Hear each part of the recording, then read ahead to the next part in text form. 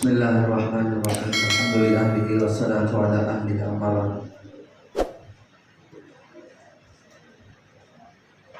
عزیز طلباء،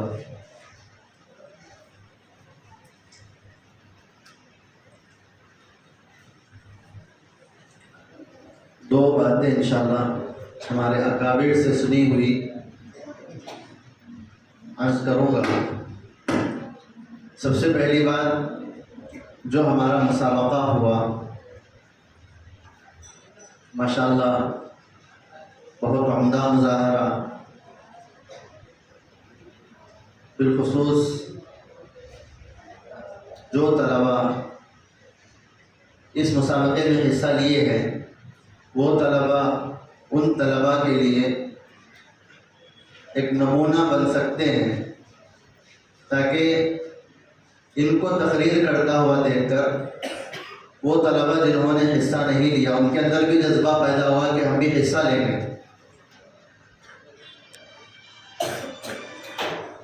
جس طرح میں نے عصر کی نماز سے پہلے ذکر کیا تھا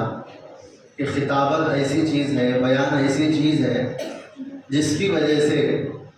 آپ کے ذہن میں جو بات ہے وہ بات آپ سامنے والے کے ذہن میں اتار سکتے ہیں، ہم خیال بنا سکتے ہیں اپنی خطابت کی مہارت سے۔ انبیاء علیہ السلام کو یہ ہنر دیا گیا۔ حضرت موسیٰ علیہ السلام کی زبان میں لکنت تھی، اللہ نے حضرت ہارون علیہ السلام کو ان کے ساتھ کیا حضرت موسیٰ علیہ السلام کی دعا پہ، اور اللہ سے حضرت موسیٰ نے جو دعا کی تھی اس کے اندر یہ فرمایا وہ افصح منی لسانا، کہ وہ مجھ سے انداز گفتگو میں مجھ سے بہتر ہیں۔ اس کے لیے دوستو، یہ آج کے موضوع اور آج کے محل کے اعتبار سے یہ ایک مختصر سا پیغام ہے کہ ہمیں ہر انداز کی تقریر سیکھنا ہے، ہر انداز کی۔ عنوان کے اعتبار سے ہمارے اظہار خیال کا انداز بدلے۔ عنوان کی مثال کے طور پہ ہم نے تقریر کی، ایک تقریر ہم نے کی جس طرح مسلمانوں پر ہونے والے ظلم و ستم کو بتاتے ہوئے ہم نے چیخ کر چلا کر اس پر افسوس ظاہر کیا۔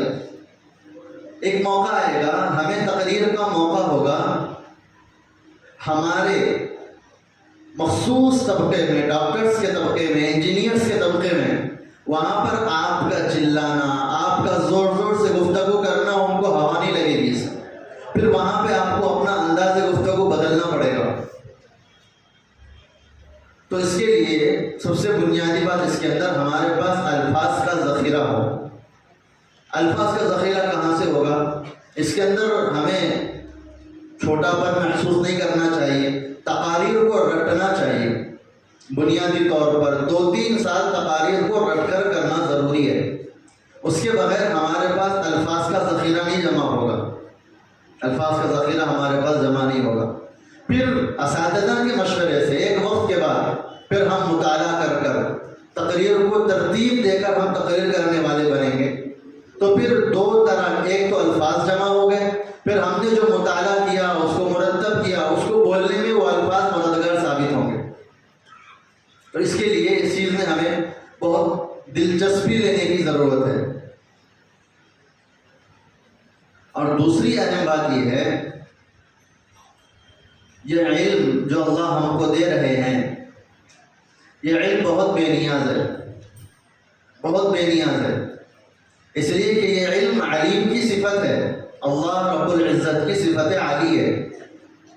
اللہ نے اس سے متصف کرنے کے لیے ہمیں منتخب کیا ہے، اللہ نے منتخب کیا ہے۔ تو اس کے اصول و آداب کے ساتھ علم کو حاصل کرنا، اس کے اندر سب سے اہم بات ڈگریوں سے، کالجوں سے، اس فیلڈ سے اور اس فیلڈ میں جو امتیاز ہے، جو فرق ہے، سب سے بنیادی فرق یہ ہے وہاں پر بغیر عظمت کے، بغیر احترام کے، بغیر ادب کے بھی ڈگریاں مل جاتی ہیں۔ لیکن دوستو، یہ راستہ ایسا ہے، یہ علم کا راستہ اللہ سے ملنے کا راستہ ایسا ہے، یہ بغیر ادب کے، بغیر اساتذہ کے احترام کے، بغیر دل میں اساتذہ کی عظمت کے علم حاصل نہیں ہوگا۔ بے شک آپ امتیازی آ جاؤ گے، بے شک آپ پورے مدرسے میں پوزیشن لا لو گے، لیکن اساتذہ کا احترام نہیں ہوگا، مدرسے کے ایک ایک کارکن کا اگر احترام نہیں ہوگا تو باصلاحیت بن کر، ہمارے ماضی میں ہمارے لیے بہت اس کی مثالیں موجود ہیں۔ شاہجہاں اکبر کے دور میں بہت بڑے مفسرین تھے، ابو الفضل فیضی، انہوں نے بغیر نقطے کی تفسیر لکھ دی تھی، لیکن ادب و احترام، تعلق مع اللہ، اصلاحی چیزوں سے تعلق نہیں تھا، اللہ نے انہی کے ذریعے قوم کی گمراہی کا اللہ نے ان کو ذریعہ بنایا ہے۔ محنت کر رہے ہیں، حاصل نہیں ہو رہا ہے، ادب میں کمی نہیں آئی، اللہ سے دعا مانگنے میں کمی نہیں آئی،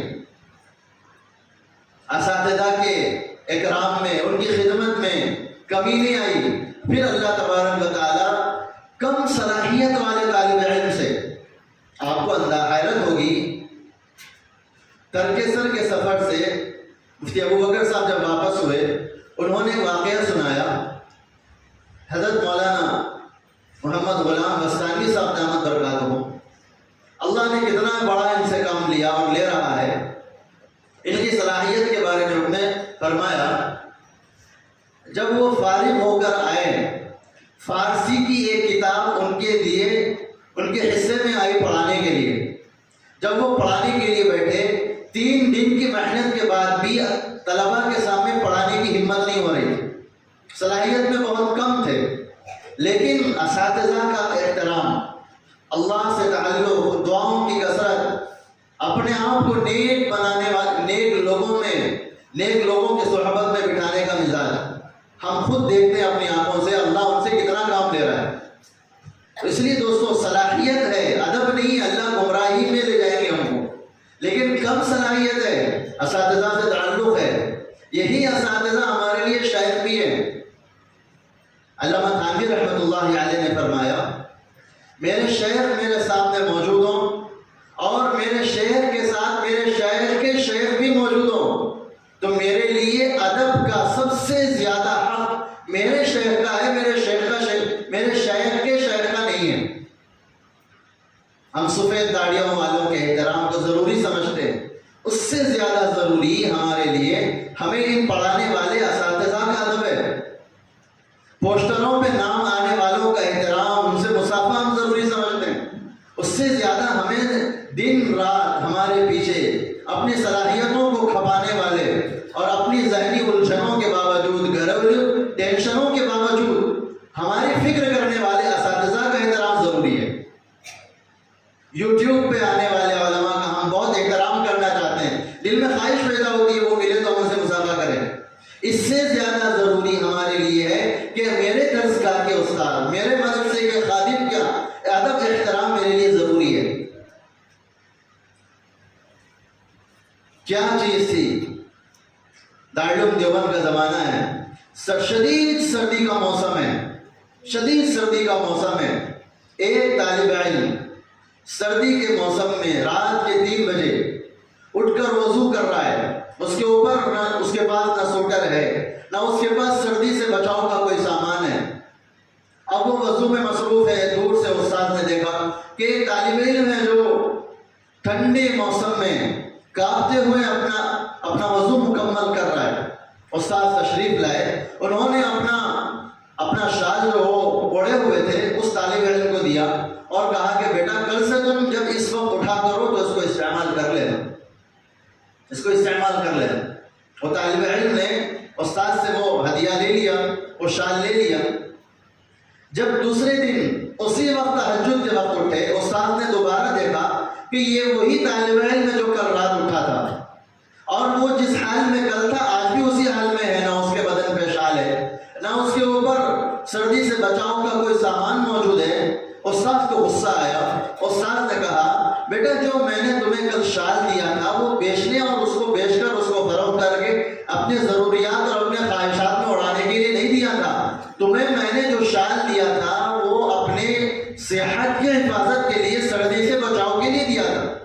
وہ طالب علم خاموش رہ گئے۔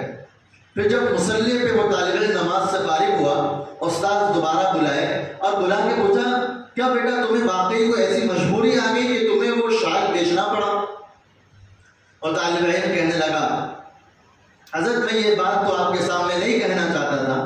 آپ نے پوچھ لیا تو بتا دیتا ہوں، یہ شال میرے استاذ کا دیا ہوا ہدیہ ہے، میں نہیں چاہتا کہ یہ میرے استاذ کا دیا ہوا شال میرے پیٹھ کے حصے پہ پڑے، میں اس کو بے ادبی اور گستاخی سمجھتا ہوں۔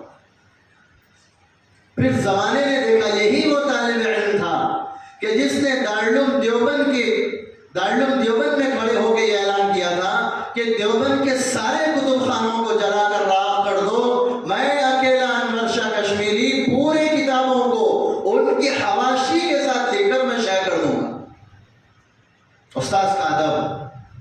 اللہ پاک وہ مرتبے عطا فرماتے جو محنت سے حاصل نہیں ہوتے۔ تو اس کے لیے دوستو عمومی طور پہ یہ نظر آ رہا ہے، میں یہاں کی بات نہیں کر رہا، عمومی طور پہ یہ نظر آ رہا ہے کہ اساتذہ کا احترام، اپنے بڑوں کی عظمت دل سے نکلتی جا رہی ہے۔ ترچی نگاہوں سے دیکھنا، حضرت شاہ صاحب دامت برکاتہم نے فرمایا اگر کوئی طالب علم اپنے استاذ کو غصے سے نہیں ترچی نگاہ سے بھی دیکھتا ہے، حضرت نے فرمایا وہ اپنی محرومی کا بندوبست خود کر رہا ہے، اپنی محرومی کا بندوبست خود کر رہا ہے۔ تو اس کے لیے یہ بڑی اہم گفتگو ہے، آج کا موضوع بھی نہیں ہے لیکن یہ بڑی اہم گفتگو ہے۔ تو اس کے لیے ہم اس چیز کا خیال کریں کہ میرا جو استاد ہے، میرے مدرسے کا جو استاد ہے، چاہے وہ کون سی جماعت کا ہو، چاہے وہ جس درجے کی صلاحیت کا ہو، اللہ نے اس کو میرا استاد بنایا ہے۔ میرے والد کا میرے اوپر احترام ضروری ہے، والد لنگڑے ہوں تو بھی ضروری ہے، والد کچھ کماتے نہیں ہوں تب بھی ضروری ہے، والد اندھے ہوں تب بھی ضروری ہے۔ اسی طرح استاد کیسی بھی صلاحیت کے ہو، جن صفات کے بھی حامل ہو، آپ کو اس سے بحث نہیں ہے، آپ سے متعلق جو حکم آپ کی طرف متوجہ ہوتا ہے وہ یہ ہے آپ کے ذمے اس استاد کا احترام کرنا ضروری ہے۔ اس کے لیے دوستو اللہ کا شکر کریں، اللہ نے آپ کو بہت باصلاحیت اساتذہ عطا فرمائے ہیں، اس کا شکر کریں۔ بہت حق تو یہ ہے کہ روزانہ اللہ سے شکرانے کے الفاظ بھی کہیں، اور عملاً شکر یہ ہے کہ ان اساتذہ سے جتنی چیزیں ہمیں حاصل ہو سکتی ہیں، جتنا ان سے سمیٹ لیا جا سکتا ہے، کوشش کر محنت کر اس کو حاصل کیا جائے۔ اللہ تبارک و تعالی ہم سب کو علم صحیح اور عمل صحیح کی توفیق عطا فرمائے۔ وآخر دعوانا الحمدللہ رب العالمین۔